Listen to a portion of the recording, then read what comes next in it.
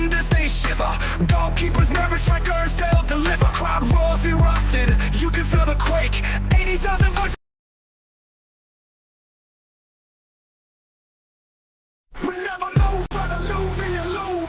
We never lose, and lose, and you lose. We never lose, and lose, and you lose. Shortcuts on the field, defenders they shiver. Goalkeepers nervous, strikers they'll deliver. Crowd roars erupted. You're welcome to the channel.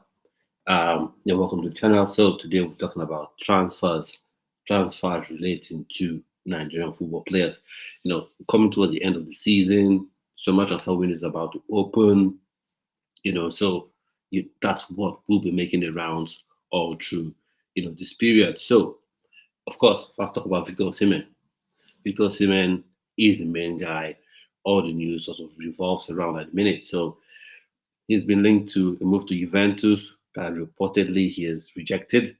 And there's also been, a link to Liverpool, to Chelsea, and even to Manchester United. But with Manchester United losing the Europa League final to Spurs, that means they're quite out of it. So from a just perspective, that's what I wanted, because I don't like Spurs, but even if Spurs wins the Europa League, they're really not going to do anything. They're going to rest on their laurels and be so excited about it and do nothing about it. So Victor Osimhen has been that link, to Liverpool, an agent, not his agent per se, because I think Victor Osimhen doesn't have an agent, whether he has his lawyers and other representatives, but not an actual agent. So an agent in Turkey was on about, Victor Osimhen could be open to a move to Liverpool, and as Liverpool is the top side in the Premier League, not giving anything concrete. For me, there has been no concrete talk about Chelsea being linked, to Liverpool being linked to Victor Osimhen. So for me, I think that's a non-starter. But would it fit Liverpool? I think if Liverpool decides, or Arne Slot decides to have a shift, from being Salah-centric, then I think Victor Osimhen can be a good fit there. He can be Bobby Firmino 3.0. By that I mean someone that not only would press, but someone that can get you lots and lots of goals as well. So Robert Firmino, when he was at Liverpool, he did a lot of pressing, a lot of good work off the ball, but he didn't get that many goals, maybe 10 or 5 or 8, some figures like that. But Victor Osimhen would actually really press and really get you tons and tons of goals. But I haven't heard anything concrete about this one, so I don't think it's. I think it's a non-starter in my opinion. So the likes of Chelsea still interested, or at least linked to him. Let's see how that shakes out if indeed he makes that move. And then Galatasaray have been doing all they can to see if they can get him to commit his future to them. That's to move permanently. But one thing is, I don't think they have the resources to complete the move. First off, you have to meet the 75 million euros release clause with Napoli. So maybe that's about 69 million pounds. And then when you're done with that, you have to meet Victor Osimhen's wages, because he said it, he's not reducing his wages for anybody. And for me, I don't see why he should.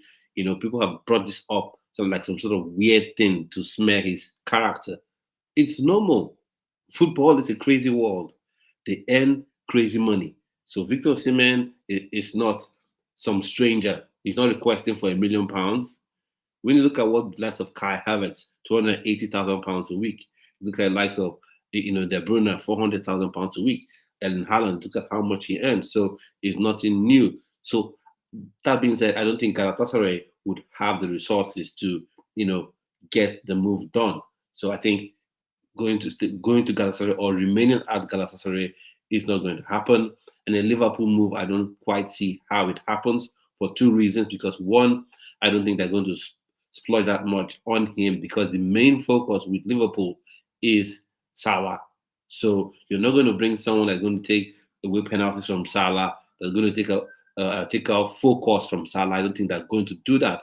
The main focus is going to be Salah, and then they could go for another striker. But Arne Slot may decide that, okay, I want to change the style of play and go for a Victor Osimhen, but I don't quite see that happening, because they've committed a future to Mohamed Salah, at least for the next 2 to 3 seasons. So he's not going anywhere, and he's gotten the big bucks.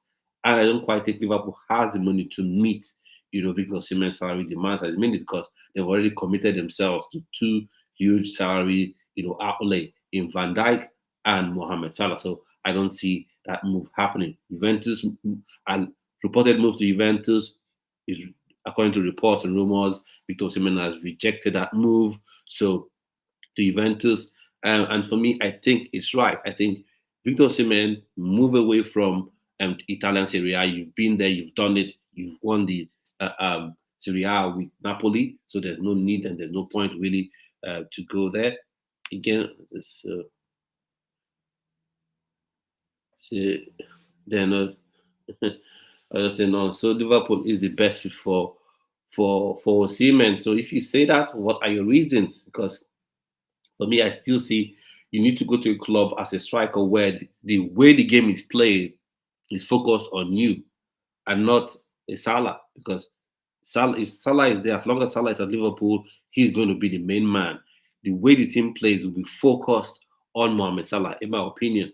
They've committed, huge amounts to him in terms of his salary, giving him a long contract when you compare it to his age, and the way the team will play will be focused on Salah, and you have Victor Osimhen playing second fiddle, in my opinion, and I don't think that would suit his development, suit him right now, because 26-year-old, you need to be the main man in the club you're going to, especially off the back of what he's done at Galatasaray, the amount of goals he scored there, and then what he has already done, or what he did in the past for Napoli with the goals and winning the Scudetto. So that's why I just feel Liverpool may not suit him that much. And in addition to the fact that they may be unable to meet his salary demands.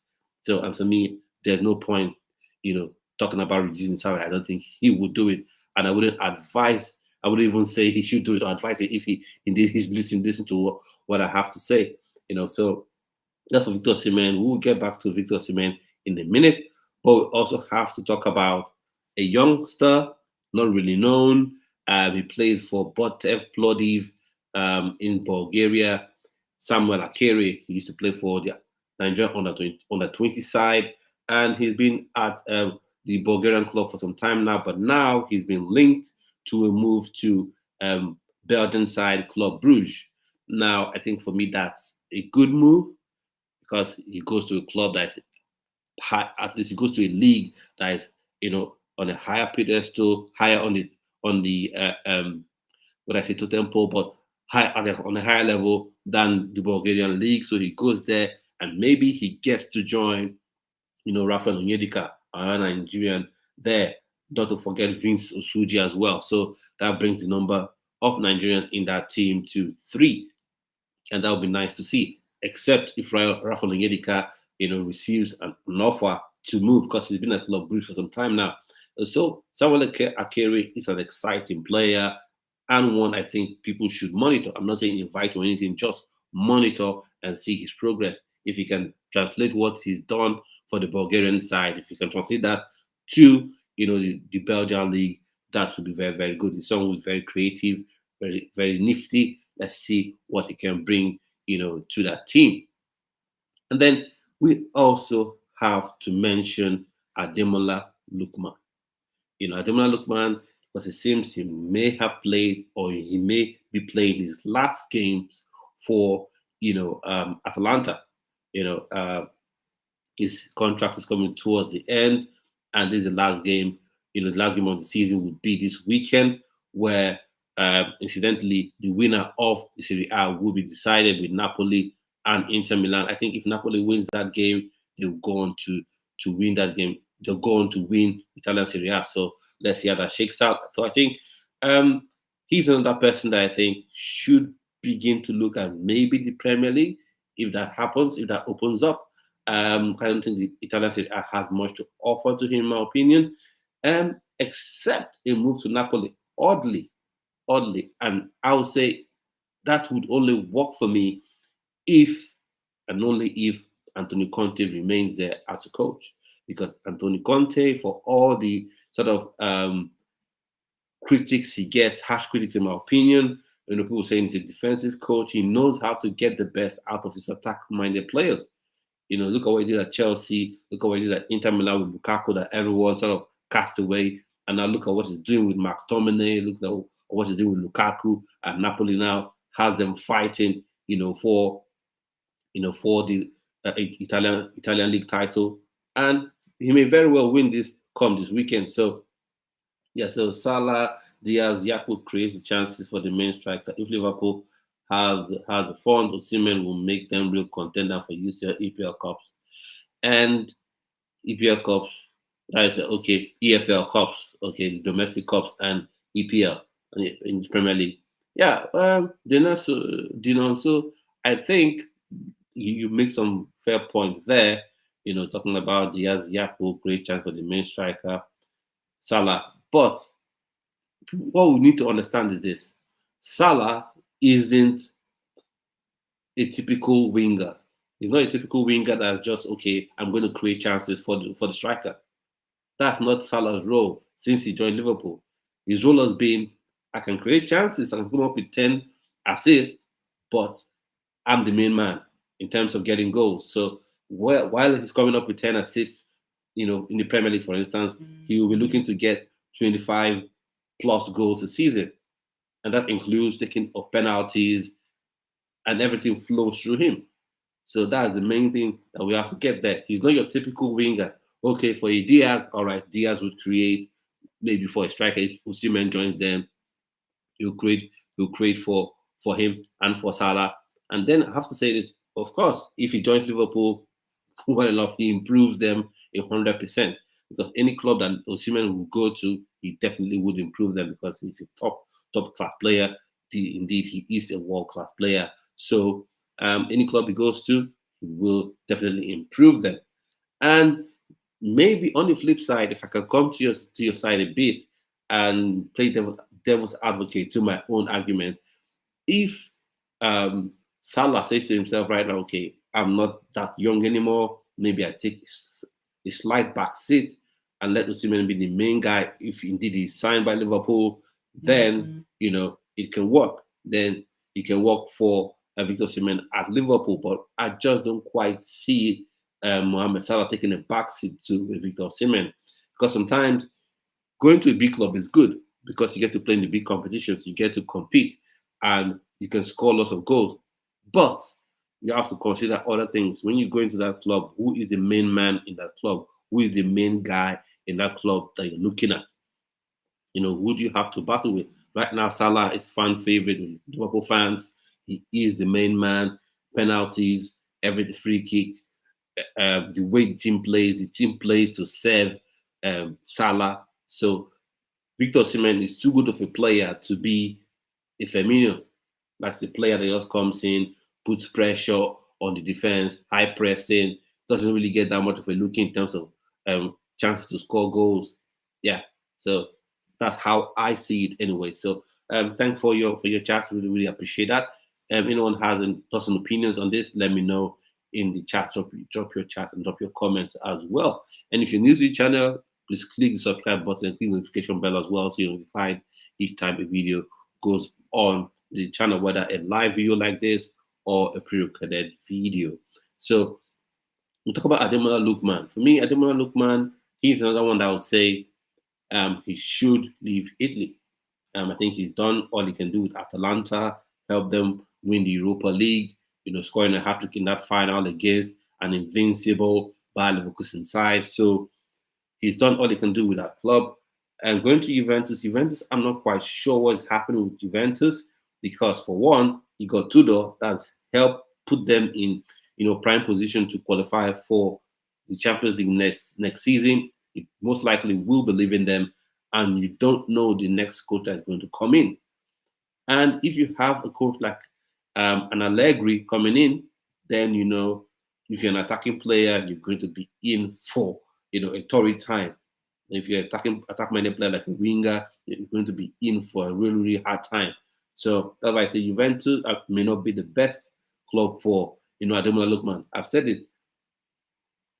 Juventus is a historical club, prestigious club, and if this was 10 years ago, I would say, okay, perfect, the perfect club for you to go to. You can go there and you can definitely, shine playing at that club. But the way the club is at the minute, I don't quite think it's what will suit him. So for me, I'm looking at it. He may even be a better fit for Liverpool, in my opinion. I think he may be a better fit for Liverpool because I think he is a better player than Diaz. Better. There's no argument about that. He's got pace like Diaz. He's got skill like Diaz. Plus, he's got goals as well. And you may say, but you say Victor Osimhen will not fit in at Liverpool and Salah is the main man. But the way Liverpool play, the main focus is on the wide men. Salah being the main guy that they focus on because he's better than Diaz night and day, on the wings. So if you have a similar version to Salah in Ademola Lookman playing wide on that left, that can also create goals for himself on that side. So you have some sort of balance. So Liverpool may be a good destination for Ademola Lookman. Let's see how that happens if a bid even comes in or any sort of discussions happen. And then talking about still with Ademola Lookman, I think Arsenal could be a good move for Ademola Lookman as well because he's better than everyone they have on that left wing. He's better than everyone. I think the only winger that Arsenal has that's close to him, for me, is that I can say is a par or slightly better is Bukayo Saka, and that's it. He's better than every winger at Arsenal, and surely better than every winger, at that left back, at that left wing position. So Stephen Okoro, I think Osimhen is going to Liverpool, reduce pressure on Salah and create alternative for goals. Now, Stephen Okoro, you're right, 100%, 100%, you are right because it will create more opportunities to create a different sort of option. In terms of maybe you can go long a bit more, you can cross the box into the box a bit more, and so that creates different goal scoring opportunities, different goal scoring avenue, another set of goals. That's true. I agree in that regard. But the only thing I'm saying, the only thing that I have as a slight concern with a Victor Osimhen going to Liverpool is that one, Salah is the main man. Because the way football is played, like when you had Didier Drogba at Chelsea, the way the whole team played was for Didier Drogba, ball into the chest, you hold it on his chest, flick it onto a winger, or hold the ball up for a Lampard to come close. Diego Costa was the main man, was the main goal scorer threat for Chelsea. Everything moved through him. Once he made his runs, Cesc Fabregas would look at him and lay that pass.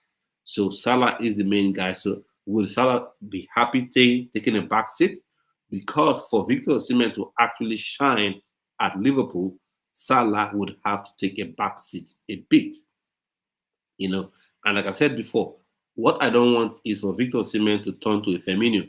You press, and the fruit of your pressing goes to Salah. He scores. So that's one misgiving I have with a move for Victor Osimhen to Liverpool. But of course, if he goes to Liverpool from a Nigerian perspective, that opens up more opportunities for him to win, titles, to win league titles, Champions League titles, and maybe some domestic cups as well. So maybe it's because I'm a Chelsea fan, I really don't want him to go to Liverpool. But if he goes to Liverpool, that's still a massive club that he will be moving to and he'll be joining. So let's see how that shakes down. And then Ademola Lookman, like I said, Arsenal is another perfect fit for him. I know they've been talked about a move to Barcelona. For me, I don't quite see it. I think maybe they'll end up going for Nico Williams. I don't quite. And then you have Lamine Yamal. Because Lamine Yamal, no one is touching his position. He plays wide on the right. That's it. And then when you go wide on the left, you have Rafinha there. So that would be a challenge in my opinion. But let's see, how that shakes out. Now, there's been a player that has been linked to a transfer to the Premier League. He's been at Fenerbahce and has not signed a contract extension and is looking to make a move back to the Premier League, and that is Bright Osai Samuel. And there were reports that his house was boggled. So we commiserate with him and the family. Hope everyone is safe and happy and healthy, rather, despite what has happened. So now the question is, does this increase the chances of his leaving? So I don't think it increases or decreases the chance of his leaving because he's already set to leave. He refused to renew his contract, so possibly looking to head back to England, head back to the Premier League. For him, I think is home because he's born in England and his all his life has been in England. So maybe coming back to England would be the best bet for him. So let's see how that shakes out. Just hope he and his family are safe, despite any property that has been stolen or missing or whatever. As long as you have life, as long as you are safe, ill and hearty, that's all. That's the most important thing for me. In my opinion. Now we'll switch lanes a bit and talk about another player, goalkeeper, and just second choice goalkeeper in Maduka Okoye. Now, Maduka Okoye, while I've always said this, that he hasn't really impressed when he's had the opportunity to, represent Nigeria. He hasn't really impressed each time Stanley Wabale has been injured or has been unavailable for some reason. He hasn't taken up the opportunity. But nonetheless, at this point, it seems that he is looking to make a move out from Udinese. There's talk of going to Bournemouth in the Premier League. There's also talk of going to AC Milan still. And then let's talk about how a move to the Premier League would work. Now, for move to Bournemouth, the thing that is their first choice goalkeeper right now is Kepa, who is a goalkeeper we know on loan from Chelsea. Now, the thing is, would Bournemouth be able to meet the sort of transfer fee demands of Chelsea? Now, if they're able to meet it, then I don't see how it works out for Maduka Okoye, going to Bournemouth, because except he would accept going there to be a second choice goalkeeper. I don't see how that works out. And if he goes to any place and becomes a second choice goalkeeper, in my opinion, I think that just kills any chance he has to play for the Nigerian Super Eagles. Because for me, in my opinion, any player you want to be in the Super Eagles shouldn't be a bench warmer, whether a goalkeeper or outfield player. You should be the number one person in your team, whichever league you play for. That's how I say it. So if Kepa isn't going anywhere, if they're able to meet those demands, then if Bournemouth are able to meet Chelsea's transfer demands, then Maduka Okoye, I think it's best he stays at Udinese. But if they're unable to meet those demands from Chelsea and he goes back to Chelsea, that Kepa goes back to Chelsea, then that opens up the door for Maduka Okoye, in my opinion, and then that will give him the opportunity to, sort of shine, and let's see what happens. It will be really, really tough. It will be really good to see a Nigerian goalkeeper in the Premier League, but let's see how that shakes out. And then for AC Milan, I think that door is shut. I think that's a non-starter because I don't think he's a better goalkeeper than Mike Maignan. Mike Maignan is France number one. He's a top goalkeeper, and I don't see how he unseats, how Maduka Okoye unseats him. So for me, let's not even go there, because like I said, so except he wants to go there and rock the bench, so that's not going to happen. Now, there's some reports here saying Victor Osimhen could remain at Napoli beyond the summer. That's not happening. That's not happening. Fabrizio Romano has said that there's no way he stays at Napoli, and Napoli want to sell him.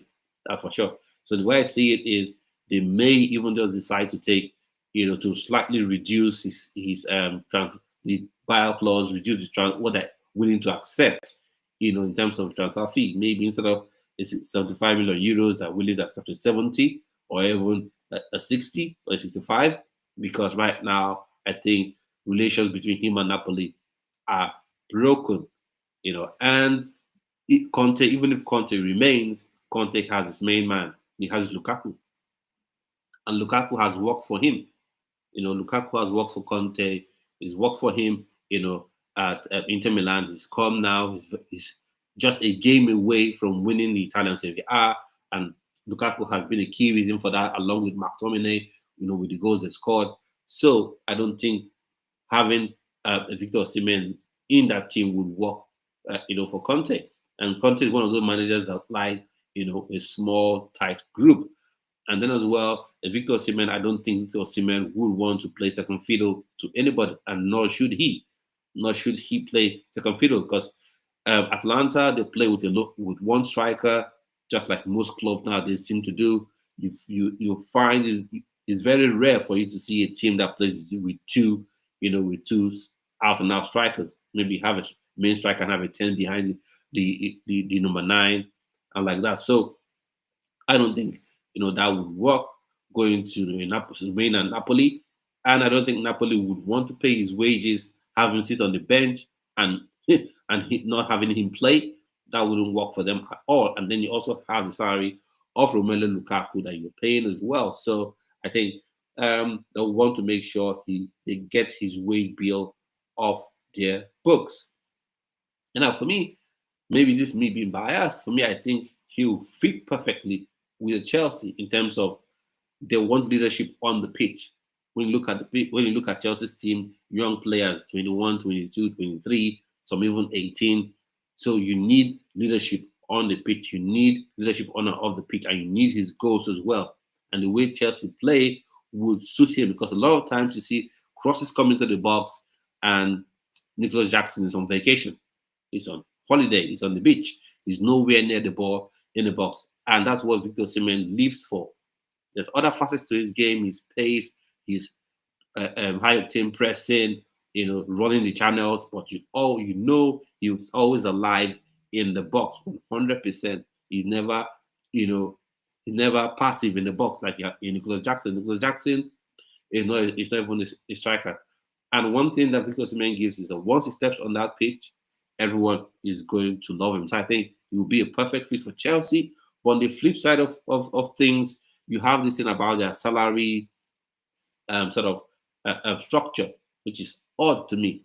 They keep saying, oh, they can't afford his wages, then you're not ready to win because the top strikers in the world, the top players in the world, you have to pay them top pound, top dollar, top euros, whatever you want to call it. You have to pay them top dollar. That's it. And people say, oh, Osimhen reduce your salary. Why should you reduce his salary? Have you asked Harry Kane to reduce his salary? Have you asked Haaland to reduce his salary? So if they choose to stick to that wage structure, then Victor Osimhen won't head to Chelsea. And though I want him as a Chelsea fan to go to Chelsea, but he won't go there if they choose to stick to their wage structure. And they should look at clubs that have decided to stick to a tight wage structure and look at what has happened to them. Look at Arsenal. Arsenal used to do this with their players. Hold on to a tight wage structure. Once the player begins to make too much rumblings about, higher pay, they sell him off to Barcelona or Real Madrid. And up till now, even now that they decided to, shake off the shackles of that pay structure, they've not still won anything. They've not still won a league title. I think they won an FA Cup in the last how many years, and that's it. So that's football. If you want to get the best players, you can't be holding on to a tight wage structure. It's not going to work. It's not going to help you. Now, I think sometimes you have to be smart about it. Okay, you can pay your 18-year-old fullback or whatever £50,000. You can pay your 20-year-old, 21-year-old £70,000 or whatever. But when you get that main player that can be a game changer for your team, then you have to decide, okay, this main person, I'm going to pay him. Because I don't see how a Victor Osimhen steps into a club and because he earns high, players will complain. No. If they're signing, let's say they're signing an 18-year-old and paying him £300,000 a week, then people look and say, who is this guy? What has he done? But when a world-class striker is being signed, a world-class player is being signed, no one is going to complain. No one is going to complain. And I think sometimes people take this, too far. Players, I think, are just concerned about having game time and playing on the pitch and getting what they've agreed with the club paid to them, and not what another player earns. So that's my opinion on that one. Let me know your thoughts and opinions in the chat. And another news as well, say Manchester City over Ola Aina, Newcastle United, Newcastle star eyed as potential Kyle Walker replacement. Now, I'm sure they're talking about Jacob Murphy. I'm trying to say Manchester City are now looking at signing Jacob Murphy as opposed to Ola Aina, who they have been linked with for a while now. Now, for me, that's odd because Jacob Murphy isn't even a fullback. He's not. He's just a makeshift fullback. So a club like Man City can look at Ola Aina, one of the best right backs in the world, and say, okay, what we're going to do is we're not going to sign him, but we're going to sign someone who's actually a winger that is just filling up, that's doing a makeshift role in that right back spot for Newcastle. I'm not sure they're going to do that. I'm not sure that's what a Man City would do. So they may decide they don't want to sign an Ola Aina, but they will definitely go out and sign an actual right back. Now, for me, Ola Aina, I think, would be a good fit anywhere he goes to. But and I think Liverpool should have a look. But I think Liverpool that door is closed now with Frimpong. They've signed Frimpong, so that door is shut on anything about the right back. Now, when you look at maybe an Arsenal, the right back there, it's a Timber, Maskelly, whatever. So I think there are other clubs that he can go to. So for me, I think he should be a bit mindful and tactical about things. If you don't have a club in the top six, the traditional top six or traditional top four rather, coming for you as Ola Aina, I don't think he should leave Nottingham Forest. Because I think this season, at least the 2025-2026 season, Nottingham Forest would be in Europe, whether it's in Champions League or Europa League or the UEFA Conference League. I think they will be in one of these three tournaments. So, and that would give him an even higher platform or yet another platform to showcase what it's all about and attract,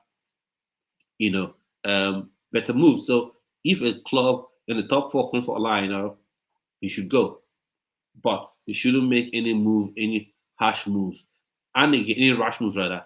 And again, I think it's very like I said with Victor Osimhen, he should watch the club that comes for him and look at how they play and look at who is in that spot to make sure you're not going to any club to play second fiddle. You're not going to any club to sit on the bench. Now, people might say, "Oh, you're a Chelsea fan. Would you want him at Chelsea?" Normally, I wouldn't mind Ola Aina at Chelsea. Normally, but the way Enzo Maresca has been playing with his fullbacks, no, you have to miss me with that one. The way Enzo Maresca has been playing with his fullbacks, having them more like midfielders than fullbacks, no. And if Ola Aina goes to Chelsea and struggles, what people are like and how they're going to speak about him. So for me, the way Chelsea use their left backs, their fullbacks, I don't think Ola Aina is a fit for them. I don't think he is a good fit. They want someone who talks into midfield. Ola Aina is at his best when he plays as a traditional right back, both in terms of attacking and defending. So I think it's best, rather than go to Chelsea, I think he should remain at Nottingham Forest. And then if you have a move with a traditional top four club, then you move. Or else remain at Nottingham Forest, play the Europa League or play the Conference League come next season and see how you can push yourself forward. So that's how I look at it. And then for me, I just see it as strange how people are talking about, Man City going for Jacob Murphy instead of Ola Aina. It seems strange because Jacob Murphy is not and has never been a right back. So that's how I see that one. And when he be at City Ground on Sunday, well, he could be there. I don't know about that one. Okay, so now talk about Kani Chukwuemeka. Kani Chukwuemeka, he is eligible to play for Nigeria, Austria, and England. And he's a Chelsea player. They signed from Aston Villa, sent him on loan to Borussia Dortmund in the German Bundesliga. So he's been there. He's been fairly decent for them. And then there are talks of Dortmund wanting to find a way to do a makeshift deal to get him to play for them. For me, I think Borussia Dortmund just pay the money. I'm sure there's a loan fee. I'm sorry, there's a a required amount that you have to pay the fee and get him, and so he gets to play. So he gets to play. I think he is a player that Nigeria could do with, but let's see how he continues to develop either at Dortmund or Chelsea. For me, I think he should leave Chelsea because there's no room for him at Chelsea. That's just the truth. I know he can really contribute at Chelsea. I know if he's given the time and opportunity, he will really be good at Chelsea. But right now, the way Enzo Maresca is playing and the sort of players that Chelsea are signing at the minute, or have signed rather, just says he's not going to get the time to play. Because you have Cole Palmer in that 10 role, and for me, I think he is more of a 10. People try to say he's 6, he's not. He's a 10, but you have Cole Palmer there, and Enzo Maresca has shown that even if Cole Palmer has one leg, he's not going to play anybody there. He's not going to take him off. You've seen the likes of João Felix relegated to the bench. You've seen Nkunku dumped on the bench, even in games where Cole Palmer has struggled and has shown himself and has been visibly hot and injured, struggling physically. Enzo Maresca has refused, to change him or to sub him off. So for me, I think Kani Chukwuemeka should, if there's any way he can push to remain at Dortmund. So he has game time there, he can play, or at least push to go to a club where he gets to play, regular football, because that's what you want. I would like him to play for Nigeria because he plays in a role where Nigeria really lacks, that 10 role behind the striker. Eric Chell has done this, makeshift thing where he's played Ademola Lookman kind of in around that 10 role, and it hasn't quite worked out. So because we want Ademola Lookman to play in his favored position, favored left wing position, and then you have maybe Chukwueze playing on the left wing, on the right wing, and you have your 10, your candidate maker playing in that 10 role. At least have someone who's an actual 10 in that role. So speaking of players that should be in that actual 10 role, is Nwaneri. There's no talk about if he signed a new contract with Arsenal yet. So let's see how that shakes down. And then he's not made the sort of England senior team list or World Cup squad that was released for their game, for England game versus Senegal. So he hasn't made that list, and that should be good news ordinarily for Nigeria. But I don't know why the NFF are still dragging their feet, still being slow with things. I don't understand why. And there's one question I want to ask. If you're an Arsenal fan here, I want to ask you this question. What is the reason, or why do you think Nwaneri has not been featuring for Arsenal? Because if I remember correctly, he made his debut for Arsenal before, is it Miles Kelly? He made his debut before Miles Kelly for Arsenal, and now for some reason he doesn't seem to get any sort of game time. He has been relegated to the bench and maybe comes on to play a couple of minutes. So what is the reason? For me, if he's not going to get game time, I think whoever his agents are should begin to look for a move for him out of England, out of Arsenal at least, out of Arsenal. Maybe come back to Chelsea, who knows? But out of Arsenal, maybe you go to an Italian club or you go to a German club, a club where you can have the opportunity to play regular football, because that's what you want to do. Because I wanted to play for Nigeria, obviously, because I know sort of the value he can add to the team in terms of creativity, intensity, and how he would get to free up the likes of Ademola Lookman to play in their appropriate position, in their favored position, the likes of, and how he can even assist Victor Osimhen to score even more goals. But I want the kid to get to play. And for me, this brings up something someone told me some years ago, an academy player for a club told me some years ago. I hope that's not what's happening, because I've looked at it. I've not seen any reason why Nwaneri should not be playing.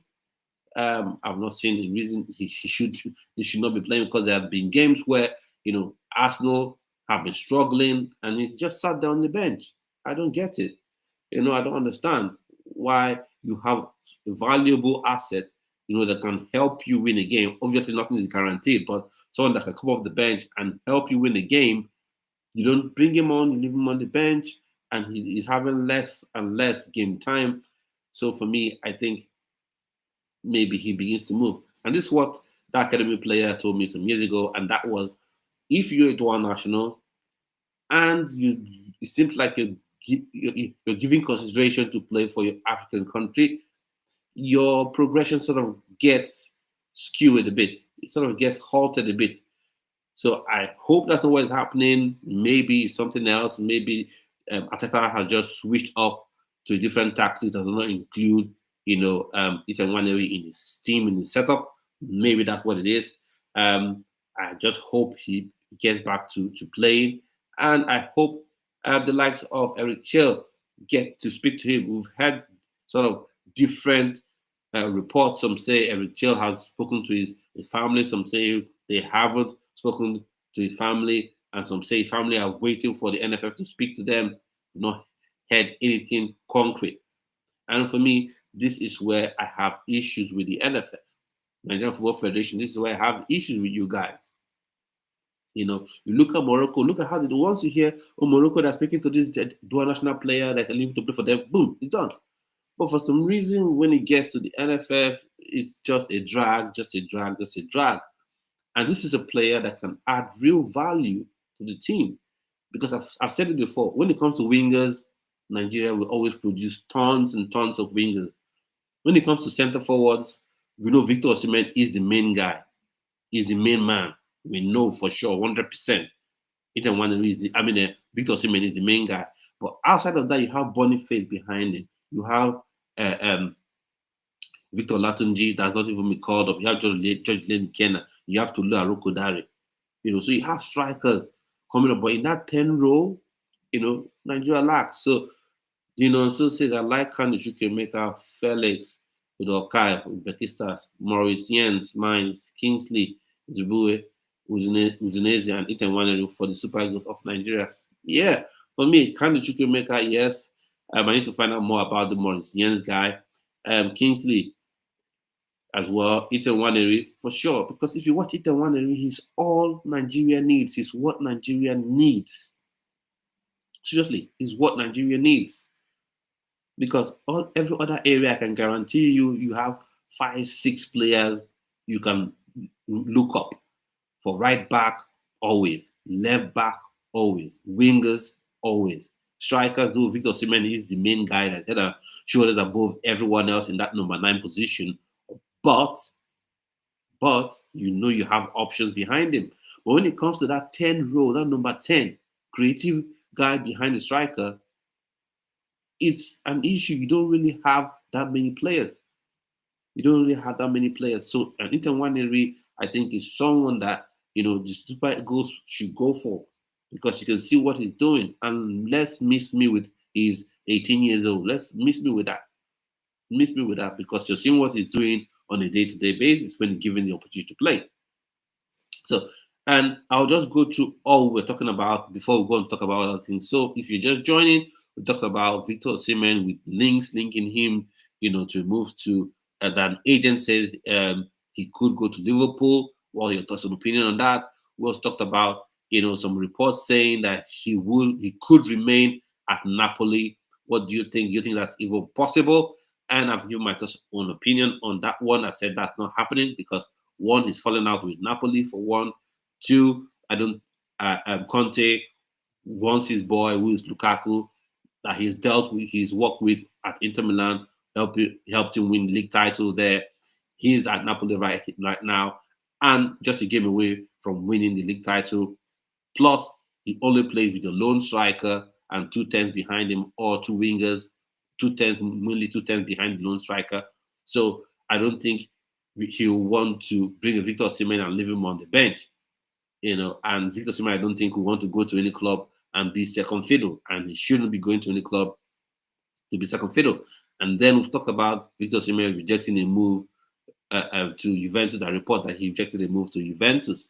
Now, I agree with that because Juventus, while I agree that Juventus used to be a top club, they're still a very prestigious club. But right now, there's a bit of uncertainty surrounding that club in terms of you don't know who the new manager is going to be, and then you don't know the approach that the new manager is going to adapt. And then I also talked about a move for Samuel Akere, a Nigerian 21-year-old, attack-minded player that plays for, Botev Plodiv in Bulgaria, with linking him to Club Brugge. So I'll give my opinion on that. Say if that works out, then that would be a good move for him, because that means he will be heading to a better league. He will be heading to a league where will give him more tests and give him a better platform to further develop. So, and then he'll be joining other Nigerians at that club with Rafa Lunyedika, playing at the midfield, plus Vince Suji, who joined them last season, that plays in the centre back position.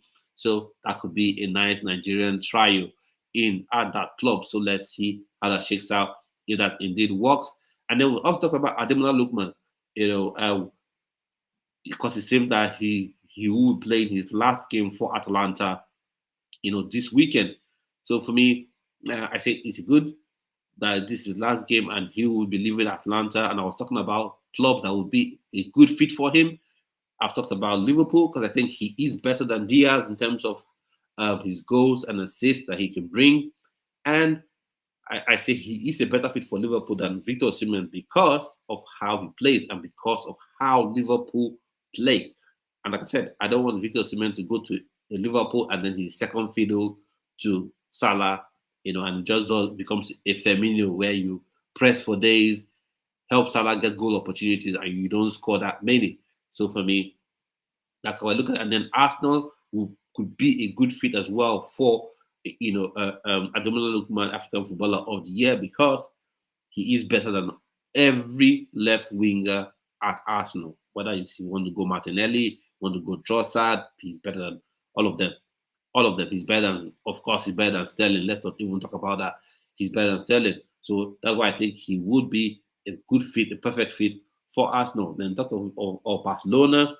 I said the way Hansi Flick plays, and then you have Lamine Yamal on one side, his position is locked up, and then Rafinha on the other side, position locked up. Then it becomes difficult for a player like Ademola Lookman, to really get in that team. And like I said, it's not just to go to a big club. Oh, this club, Chelsea, or this club, Manchester United, or this club, Liverpool, or this club, Real Madrid, and sit on the bench. There's no joy. There's no joy. There's no sort of benefit to being on the bench. And then we also talked about Maduka Okoye with some reports and links linking him to a move to AC Milan, linking him to Bournemouth. So I've said AC Milan is a non-starter because Mike Mignon is a way better goalkeeper than Maduka Okoye. So except he wants to go there and rock the bench, which I don't think he should want to do, because you go to that club, rock the bench, then playing for Nigeria, that's done. That's for one. And I don't think he should play for Nigeria if he goes and sits on the bench anywhere. You should go as a goalkeeper and be a number one at any club you go to. And then with respect to Bournemouth, I said this. If you go to Bournemouth, the only way a move to Bournemouth would work would be if Bournemouth are unable to meet, Chelsea transfer demands and therefore unable to sign Kepa, that is, sign Kepa on the permanent deal, then that keeps the door open. But if Kepa is signed, as a permanent player for Bournemouth, then for me that door is shut, because except you want to go there and sit on the bench, I don't think you should go, because Iraola likes Kepa. He's his number one. He's one that moved to get him on loan to the club. And any goalkeeper that would be going there right now would have to play second fiddle. So that's it with that one. And then we also talked about, Brighton Said Samuel, that his home was boggled, unfortunately, but thankfully he and his family are safe. So we commiserate. No, we commiserate with Felicity. No, I don't know what the big word to use, but we'll just say thankfully they are safe, and hopefully everything works out well with him. And he has been linked to move back to the English Premier League, to English football at least, because he hasn't agreed to renew his deal with Fenerbahce. So it's all set for him to come back to England. Now the question is, which club would he go to? Because I don't think the top, let's say top 7, top 8 clubs will be looking at, we'll be looking at Brighton Samuel. Maybe a club that just gains promotion. Maybe one of your, I don't know, Leeds United, would they be interested in him, or your Burnley, would they be interested in him? I'm not quite sure. So let's see how that shakes down. Which club he eventually decides to join. For me, like I said, he is a decent player, but like I said, Olaina heads and shoulders above him. I don't know why Eric Chill decided that he would play Brighton Samuel as a right back and play Olaina as a left back. I don't quite get it. It makes no sense. It makes no sense to me at all. So let's see how it happens. Thankfully, he and his family are safe. Let's see how he's moved to at least English football, whether he goes to the Premier League or maybe he ends up in the Championship. Because I think he joined Fenerbahce from QPR in the Championship. So let's see how it shakes out if he indeed returns to the to English football. Let's see how that happens. Now, to talk about Tolu Arokodare, his coach is waxing lyrical about him. That of course he scores more goals, he would score more goals, that he probably will score more goals next season. And for him, we've had links linking him to Dortmund, Bayern, Newcastle United. And for me, I've said a move to Bayern right now is not on the cards whatsoever. For me, in my opinion, you shouldn't go there. Now, once again, you say, oh, but Ugo, Bayern is a big club. Yeah, they're a big club, a massive club. One Bundesliga title, one Champions League title, Champions League trophies. But you have Harry Kane there. Do you want to go and play second fiddle?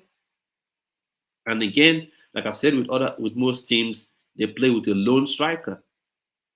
They play with a lone striker in Harry Kane, and he will play most of the games. So are you going to go there and just hope and pray maybe he gets suspended or he gets an injury? No, that can't be how you shape your career. It's not going to work. Except on the odd chance, very odd chance that Harry Kane is sold. So I don't see why Bayern Munich should sell him, because he's got tons of goals for them and helped them win, the Bundesliga title. So I don't see why, he would want to leave. And then Dortmund, I said Dortmund, the only caveat I have with Dortmund is except Guirassy is sold. If Guirassy leaves, then you can go there. But if Guirassy doesn't leave, then there's no need leaving where you are. Newcastle United is the same thing. If Isak leaves Newcastle United, then that creates a gaping hole that presents an opportunity for you, to go on to play, to go out and sign for them. But that opens up the opportunity, for you.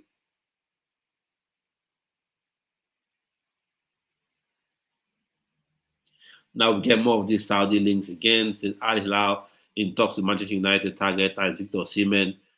So I don't think he's going to move. I don't think he's going to go to Saudi. If he indeed goes to Saudi, it will have to be the absolute last resort.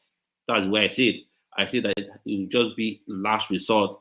Clubs like Chelsea, holding fast to the fact that they want to pay him, his 200 plus £1,000 a week wages, that sort of thing, and clubs just being stubborn about it. Then you can say, okay, two days to go, a week to go in the transfer window, no club is really coming up to sign him, then maybe he goes there.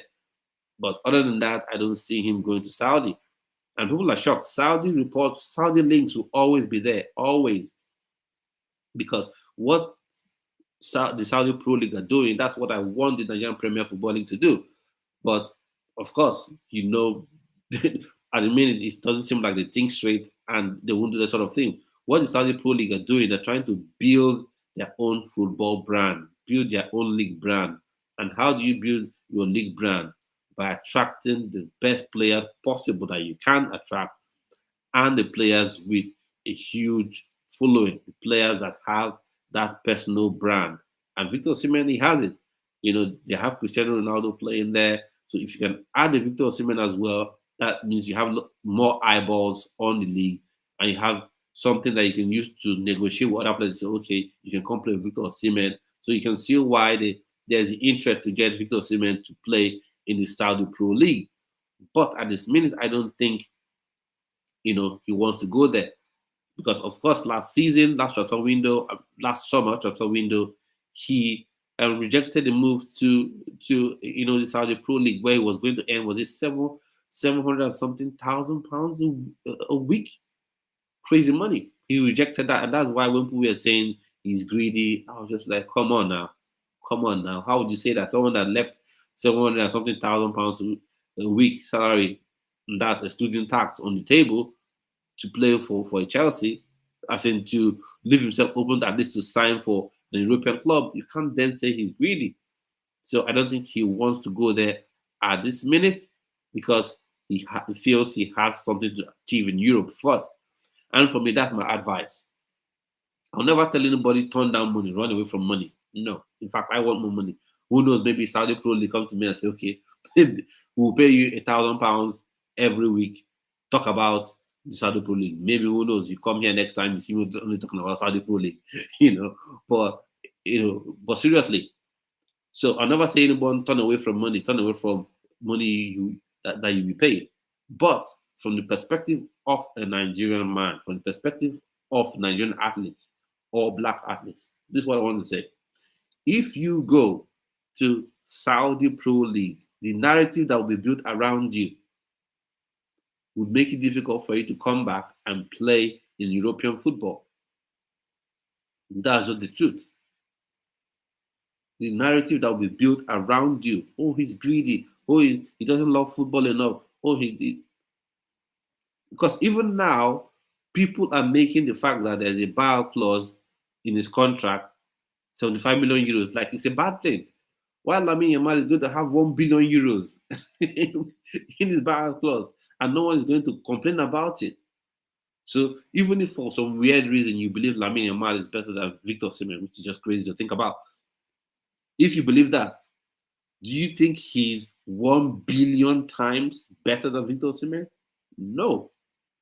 So, but back to the point, if he goes to Saudi, the narrative that will be built around him will make it difficult for him to come back to Europe to play football. And that's why I say, if as a player you said, okay, after all, this is a job, I'm in this to make money, I don't care about coming back to the European team to play, then fine, beautiful.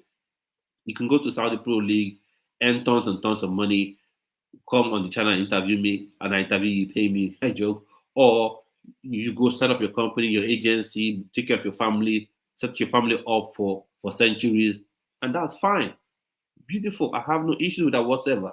But if you as a player, you have that ambition that, okay, I want to win the Champions League, I want to win the Premier League, I'll go to Saudi, and play for a bit. And then I'll come back and join an European club. Things will be difficult. Things will be difficult because right now clubs are struggling and don't want, and seemingly making it an issue to pay £200,000 a week. Then can you imagine when you earn maybe 700, 550, 600,000 pounds a week at Saudi, and then you come back to England? Definitely they'll want you to take a wage cut. And do you think they'll even pay you 200-300? So that's the point. That's the only thing I have with the Saudi Pro League. If he says I want to go there, forget about anything. This is a job. I'm here to make money. I'm going to Saudi Pro League, and I want to play there, make money there. That's fine. No problem. No issue with that whatsoever.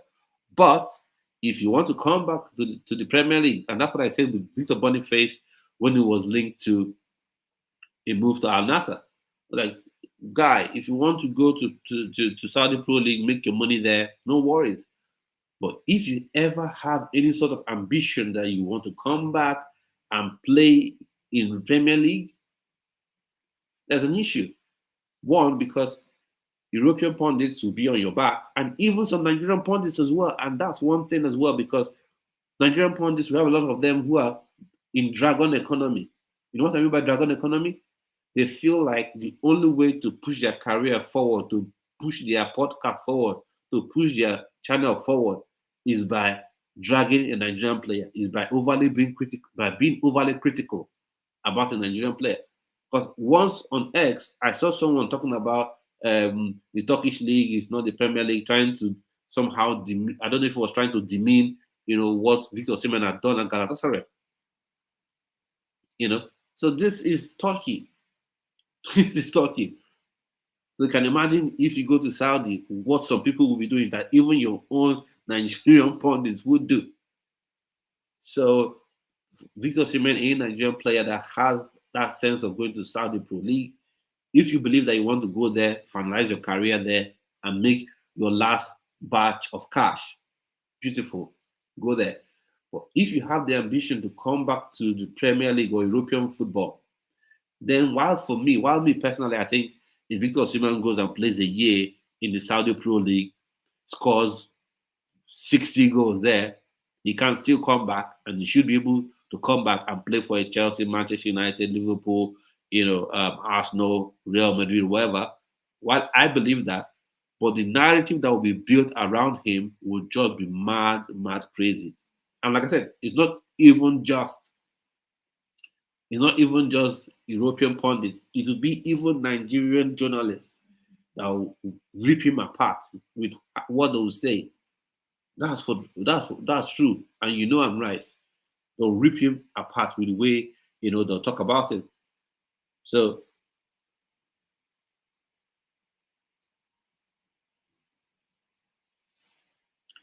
Leon Balogun leaving Rangers. He's saying he's sad not given the chance to say goodbye to Rangers fans.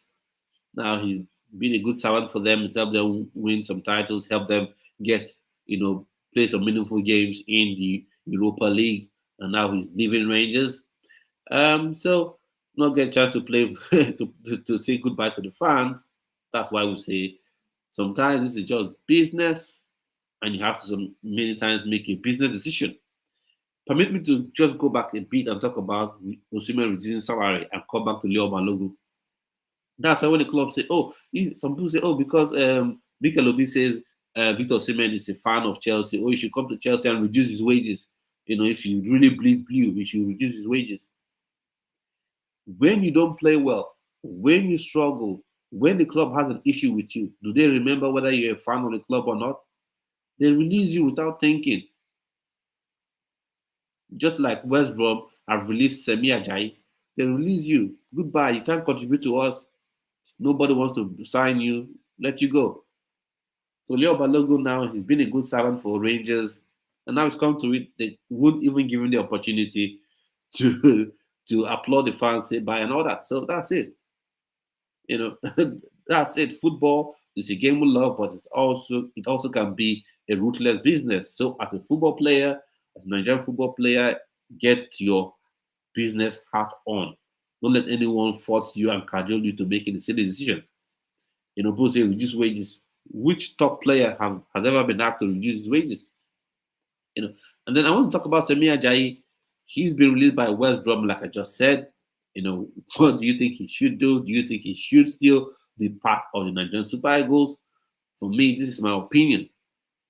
If a player has been released by his club, therefore clubless, the NFF can give him some morals, can give him some support, have people call him, try to support him, make sure his mental health is well taken care of and all that. But that player should not be anywhere near the Super Eagles. Should not be anywhere near. It should be 5,000 miles away from the team until that player gets a club and shows that, okay, I can still play then. And what even makes Semi Ajayi, the Semi Ajayi issue, what even solidifies my stance on Semi Ajayi is that Semi Ajayi hasn't really been that super spectacular, defender for Nigeria. Because like you could have some players that are just super special, and you can say, okay, you've just been released by a club, you can train with us and then play a couple of games. But he's not that sort of player. So when you then have him out, off a club, then he shouldn't be anywhere near, he shouldn't be anywhere near the team. And then we want to talk about Benjamin Fredericks. Benjamin Fredericks He is a Nigerian under 20 player. He played for not just under 20, he played in last under 20, and he signed for Brentford, and he's helped them win, under 21 team win the league title. So, which is good. I think he won the Academy Player of the Year. That's good to see. And for me, this begs the question going into this Unity Cup game, and that's one of the issues I have with the squad list. You can go check out the video, that I made. You can go check it out. Reacting to the color, reacting to the list that was put out. For me, I said this. I acknowledge the fact that, Victor Osimhen won't be available, Ademola Lookman will not be available, club commitments, time to rest, recovery period, and all that. I accept that. But this should have been an opportunity for certain players to be given a chance to show what they can do. Maybe under 20 players, maybe dual nationals. This could be their first cap for Nigeria and things like that. Or rather, what have we seen with this list? We've seen some strangers, like Ahmed Musa, who's a stranger, shouldn't be on there. Ian Achos, a stranger, shouldn't be on there. And the likes of a Benjamin Frederick should have been in this team. Given that you have, a lot of first choice players missing due to the timing of the tournament, due to the timing of the Unity Cup fixture, due to the timing of the friendly match after the Unity Cup, due to the timing, your top players may not all be available. This should have been an opportunity for someone like Benjamin Fredericks to be in the team, to have his first cap. This should have been that opportunity. And Eric Parabo, this should have been that sort of opportunity. Maybe Adeji Sternberg, this should have been that sort of opportunity. But for some reason, keep doing things that don't make sense. And Middlesbrough, like I said, they're set to release Kelechi Iheanacho. They're not going to keep him. I think he's going to be going back to Sevilla. He's not going to stay at the club. Because he's not cutting it anymore. This is not hating the player or anything. Look at my red cap. Why should I hate Iheanacho? If I talk about Musa, they say, oh, you don't like. No. If your player is playing, performing, doing well, okay, play. I don't care which part of the country you're from. As long as you're delivering the goods, you're playing very well, come in. But he's gone to Middlesbrough, he scored just one goal. Believe me, he's not going to stay at Sevilla because you got Adams Akor there, another Nigerian that will take his spot. He's not going to play there. He's not going to have game time there. So that makes me ask myself, this Unity Cup, are we really using it for what it should and could be used for? By the way, that's another discussion for another day. So at this point, I've come towards the end of this video. Thank you so much for everyone that's watched this video from start to finish and have been here with me all through. I want to thank Dinon So for your comments. I want to thank Stephen Okoro for your comments as well. If you haven't subscribed to the channel, please do. It really means a lot to me and to the channel. If you like the video, share the video as well to people you feel will love this content as well. So I've come to the end of the video. Like I always say, have a splendid rest of your day. Stay well and stay blessed.